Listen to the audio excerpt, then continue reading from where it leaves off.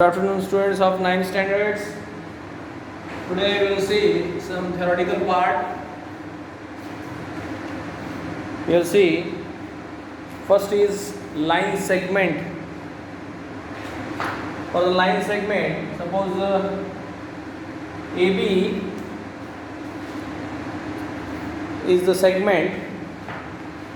Here I will draw the figure. Definition for this is what? Union set of points A and B and points between A and B is called segment AB. Now you have to understand this A and B, these are the 2 points, and this one line segment we have drawn. But line segment is what? Set of all the points. Actually small dots are there. Small dots are there. And this line you are saying it is in a continuous series. So the definition tells you the union set of all points from A to B and including A and B is called the line segment. This line segment is written as segment AB or segment BA. Second thing, length of AB is equal to length of BA, means the distance from A to B is equal to distance from B to A. Second is ray AB. Now definition of this is what? A and B are 2 distinct points, then the union set of all the points from A to B and point P is called ray AB. Condition is what? A dash B dash P means these 3 points are collinear, then you can say it is a ray. And if you see, this point, starting point is called as end point of this segment.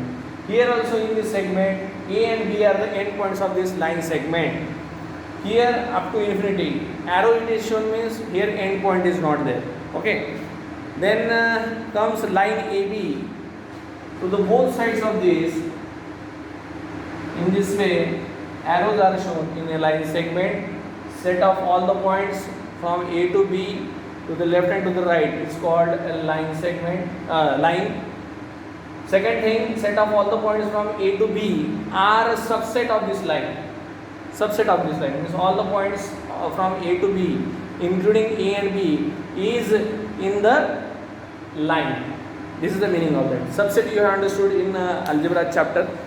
Next comes congruent segments. For congruent segment, you know the sign of the congruent. Last year we have seen, if length of the 2 segments are equal, then we can say that the segments are congruent segments. Means segment AB is congruent to segment PQ if length of AB is equal to length of PQ. Next comes properties of congruent segments. 3 properties are there of the segments. One is reflexivity, second is symmetry, and third is transitivity. First of all, we will see reflexivity. If segment AB is congruent to segment AB, this is the property, that is reflexivity. Means one segment is congruent to itself. Okay. Now second comes symmetry. If segment AB is congruent to segment CD and segment CD is congruent to segment AB. What is the meaning of this? Length of AB is equal to length of CD and length of CD is equal to length of AB. Suppose AB is of 4 cm and CD is also of 4 cm. Then these both are equal to each other. This is the property of symmetry. Third comes transitivity. If segment AB is congruent to segment CD, segment CD is congruent to segment PQ, then you can say by transitivity segment AB is congruent to segment PQ. This keep in your mind. For example, if A is equal to B, B is equal to C, then by transitivity A is equal to C. This is there. Next is midpoint of a segment. Midpoint of a segment. Now see, this is the line segment, that is A and B, and point M is there. If segment AM is congruent to segment MB, then you can say M is midpoint of segment AB. Every segment has one and only one midpoint. Okay, this keep in your mind. So today's homework is there. Write this all the points of line segment, ray AB, line AB, congruent segment, properties of congruent segments, and midpoints of segment. This is homework for you.